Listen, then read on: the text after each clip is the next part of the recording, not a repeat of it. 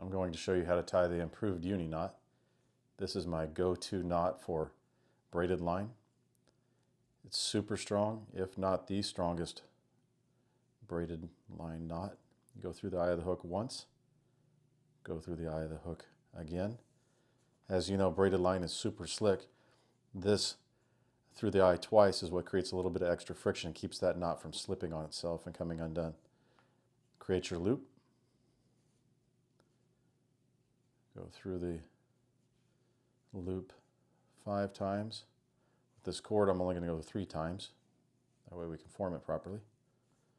Form your knot. Slide it down.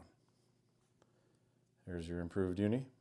It's easy, it's fast, super strong, and unlike a standard uni knot where you have to go through the eye of the hook once and then through the loop 10 times, this one's faster and it's cleaner with the 5 wraps instead of 10.